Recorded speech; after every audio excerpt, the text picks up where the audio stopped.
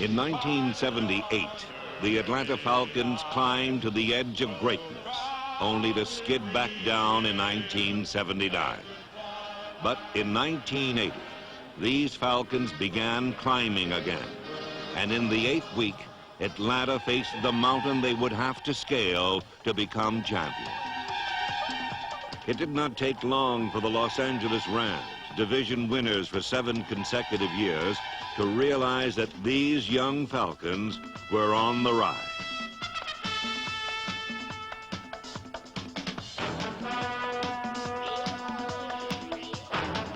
But in a tight physical duel, one play threatened Atlanta with defeat.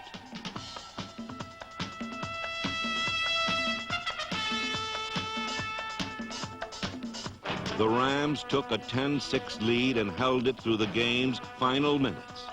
But even against improbable odds, these Falcons never lost their poise. Here it is, 4th and 11 at the Falcon 46. Bartkowski back to throw. Here come the Rams. There it is. There it is. There it Bart's is. got time. He's going long. There it is. He's got Jackson. He catches it. Falcons win 13-10. Atlanta had conquered the summit of the NFC's Western Division with a throw so perfect and a catch so remarkable, there simply was no adequate defense for such a play.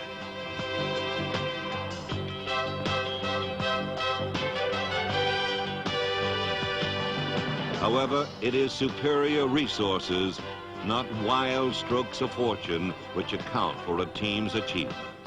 In 1980, the Atlanta Falcons discovered, then developed these resources to produce the most exciting year in the history of the franchise.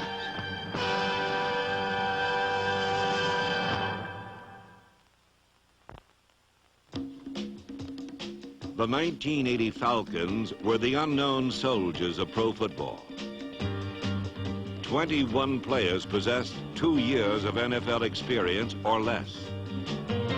The veterans included a linebacker with a degree in kinesiology and a free safety who was a member of the West Virginia House of Delegates. Atlanta's punter, John James, never played football until his junior year in college. There was also a gourmet cook with a recipe for making all-pro offensive tackle, a tiny wide receiver who looked like an apprentice jockey, and a born-again quarterback. The Falcons featured more personalities than a Tennessee Williams play. But while they were exciting to watch, oh my gosh, for 6 weeks they lost as many games as they won.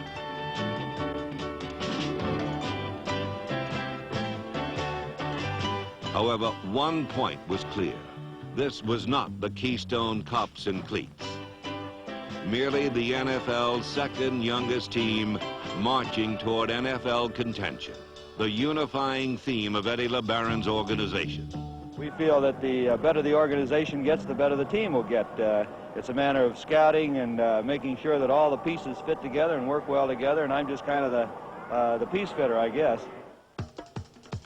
Since 1977, the scouting of Tom Bratz and his staff and the subsequent Falcon drafting may have been the NFL's best. These picks include runners James Mayberry and Lynn Kane, number 21, who rushed for over 900 yards in 1980. Before the joint arrival of Kane and fullback William Andrews in the '79 draft, Atlanta hadn't seen a ground attack since Sherman marched through Georgia. Of Andrews, a third-round selection, Bennett has said, "I feel like a guy who buys a Cadillac and finds out he can get 30 miles to a gallon."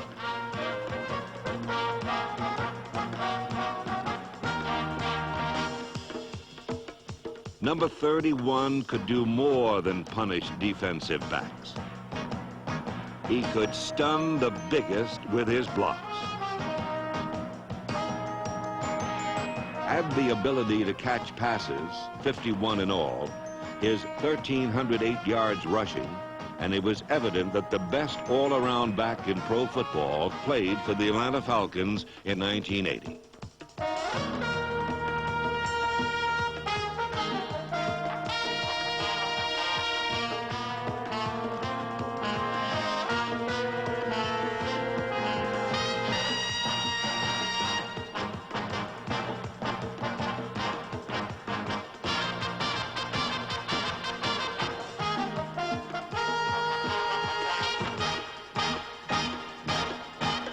Using early draft choices like Andrews and Kane, the Falcons have solved their personnel puzzle. Assembled by Lehman Bennett, these pieces have formed the portrait of an entertaining and opportunistic football team.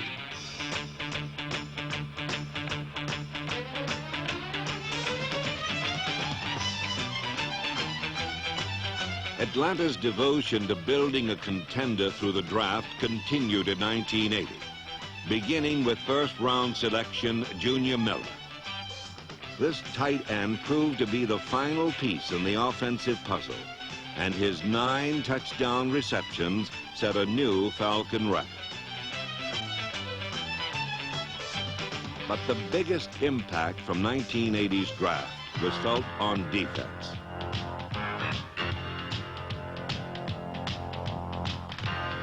All year long, many wondered how the Falcons could start 2 rookies and a second-year player at the vital linebacker positions.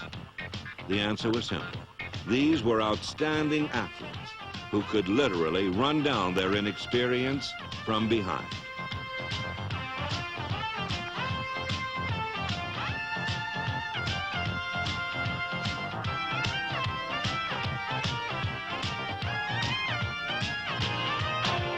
Eighth-round pick Al Richardson led the team with 7 interceptions, and second-round choice Buddy Curry led the team in tackles. Waiver find Joel Williams collected 16 quarterback traps, the second-best total in the NFL.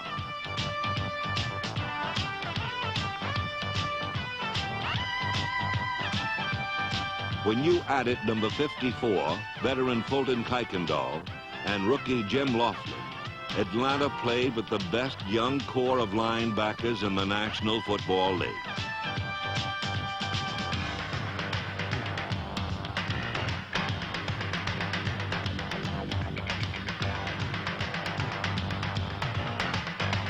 You think we don't have some guys going to that ball when it's thrown? Those linebackers, watch the linebackers, man. It's fun to watch them. These men were the heart and soul of Atlanta's vastly improved defense. A fact the Detroit Lions learned the hard way. The red wave is washing ashore here in Atlanta Stadium today. Danielson drops to throw, looks to his left side. Falcons are blitzing, and they get him! And it's fumbled. It's picked up by Atlanta. Running with the ball for the touchdown. The alert linebackers keyed a 43-27 rout of then unbeaten Detroit. And together with brilliant efforts from the rest of this hand-picked squad, the Falcons blossomed into serious mid-season contenders. While Atlanta's aggressive youth spurred its defensive revival, just as important was the play and leadership of veterans Jeff Merrill, Roland Lawrence, Fulton Kuykendall, and Jeff Yates, number 79.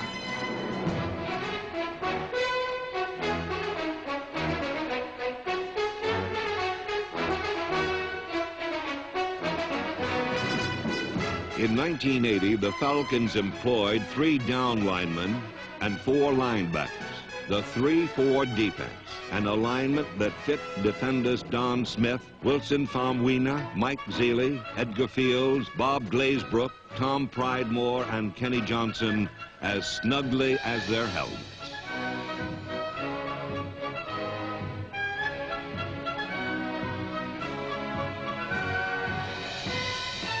In the 9th week, Atlanta bottled up the AFC Eastern Division champion Buffalo Bills and a 30-14 victory over the NFL's top-ranked defense confirmed an offensive belief as well.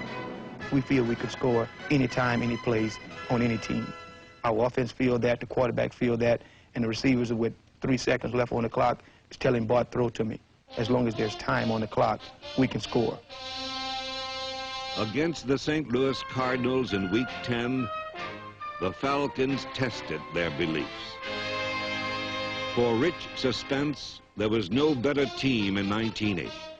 Almost everything that happened to them happened late, and it seemed like the Falcons shined their brightest when the glow of the spotlight was fading.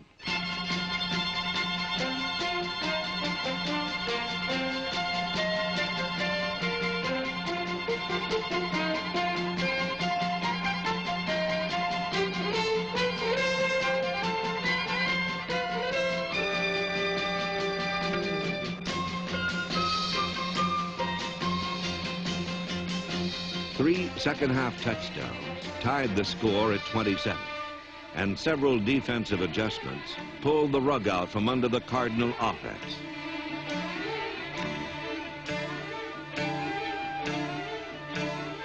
In the final minutes, a Joel Williams blitz led to an Al Richardson interception, sending the game into overtime, where once more the Falcons proved it's not solely a team's performance, but also the character that competition brings out in the team.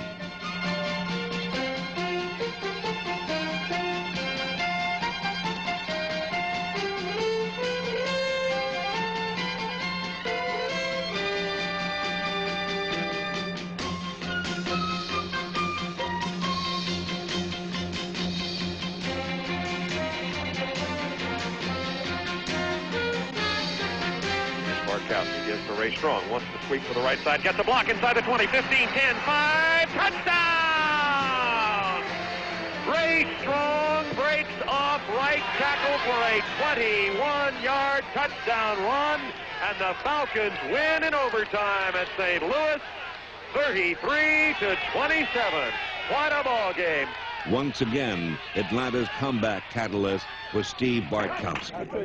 In his 6th year, Bart was finally flying through pro football's blue skies. Number 10 enjoyed his finest year because after 4 years of rebuilding, both the Falcons and Steve were coming of age together.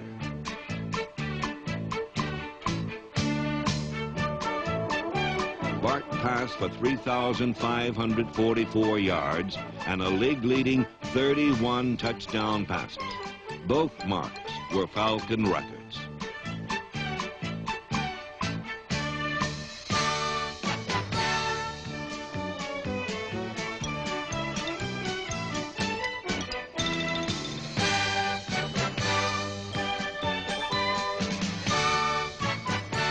Steve Bartkowski was an opportunist who kept his team in the battle when the cause seemed lost, simply by using the talents of many.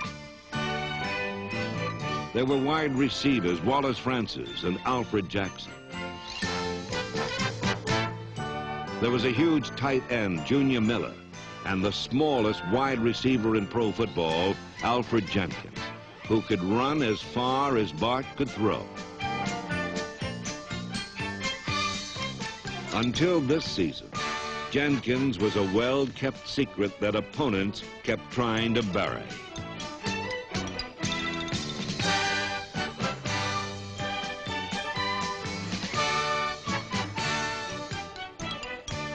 There was a way to stop Jenkins deep. It's called pass interference. But first you must catch him, a task that wasn't easy during a season of both achievement and frustration for Alfred Jenkins. Haven't had any national publicity. A guy like me, 5'9½", 155 pounds, I've gained 1,000 yards this year. I haven't gotten any respect, Herb. No respect at all.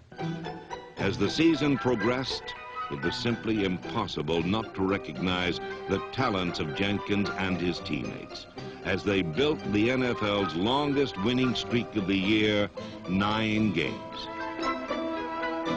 the Falcons were stalking a division championship. And on the season's 14th Sunday, their hunt continued in Philadelphia. The mark of a champion isn't how a team plays when leading. It's how it plays when it's behind.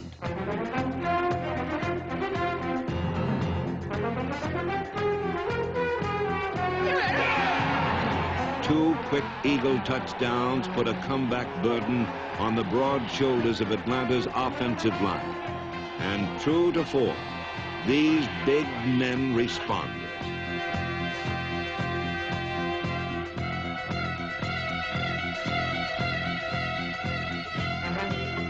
Guards Dave Scott and R.C. Thielman cleared a path that ran for 183 yards. Center Jeff Van Note, tackles Warren Bryant and All-Pro Mike Ken carved drives of 99 and 60 yards out of the Philadelphia defense.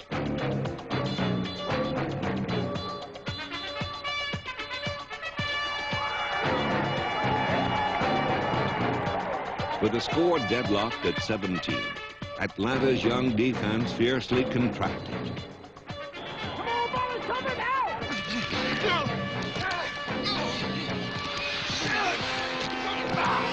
Finally, with less than a minute remaining, the Falcons followed their imposing line down the field to victory.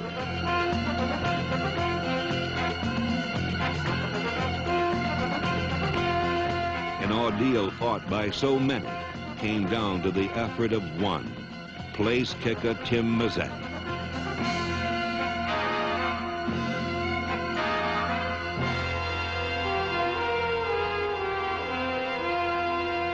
The Falcons now stood only one victory away from a Western Division championship. A distinction they had always wanted, but never had.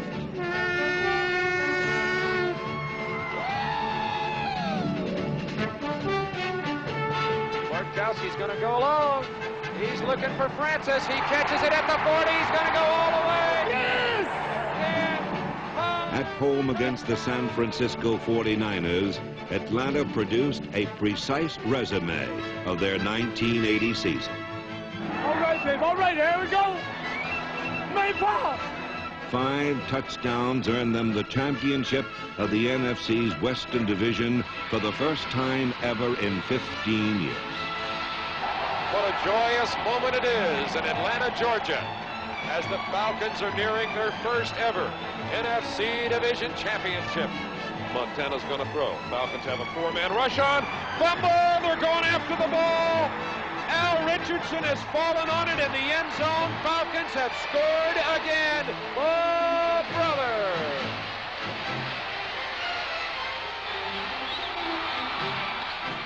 It has been a while. Yep. I guess they think we're for real now, huh? They've got to. Hey, all right. I tell you, I just want to say congratulations to you, and I'm so very, very proud. Hey, it didn't come easy. We paid a tremendous price, or you people paid the price, and you're rewarded for it today, and we're a step closer to what we all want.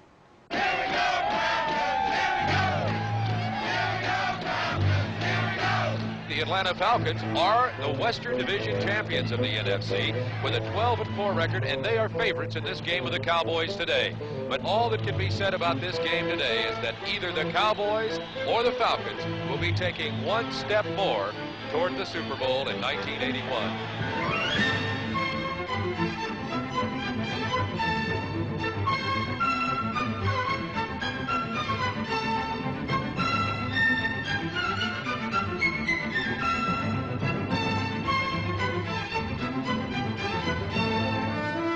From the very beginning, Atlanta played the same game that brought them to the NFL playoffs.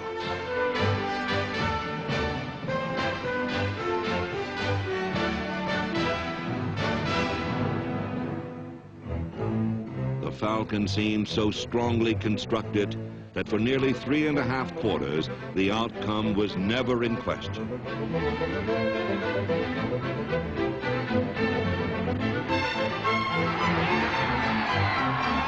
But late in the fourth quarter, a comfortable 27-17 Falcon advantage began to slip away.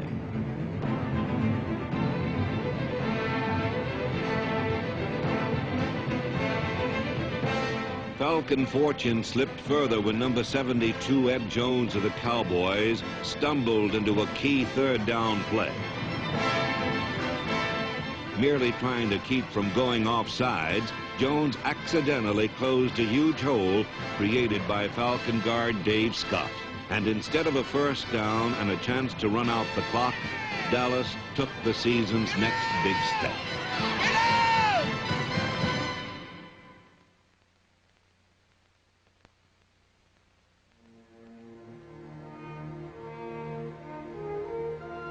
Shockingly, it ended.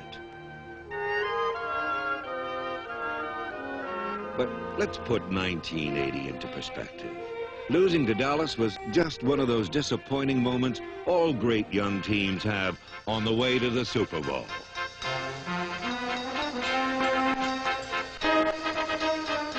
Atlanta's list of achievements revealed not only how far they had come, but how far they can go, beginning with 12 victories.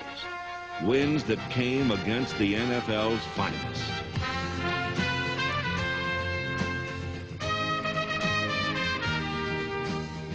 Their defense, built around a core of youth, hit like all pros.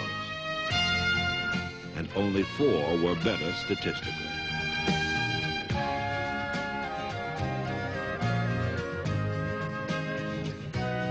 Atlanta's offensive line, led by Mike Ken, was outstanding, whether blocking for the best running tandem in football or the NFL's leader in touchdown passes.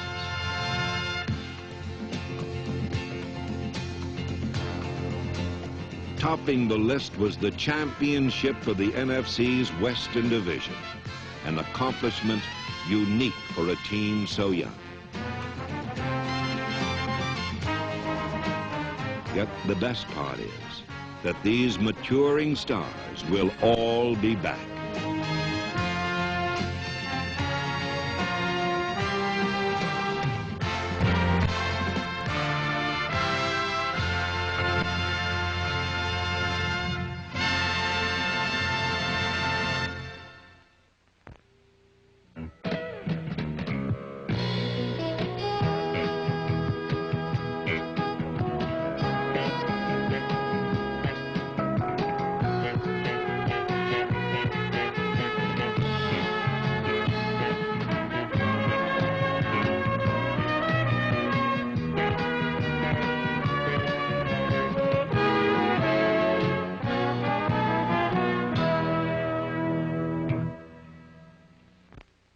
The 1980 Falcon highlights have been presented by the Atlanta Coca-Cola Bottling Company. Enjoy delicious Coca-Cola and work or play with a smile. The NFL is proud to announce the NFL Super Pro Club, the league's new official youth program. For further information, write NFL Super Pro Club, Post Office Box 9000, Trenton, New Jersey, 08650.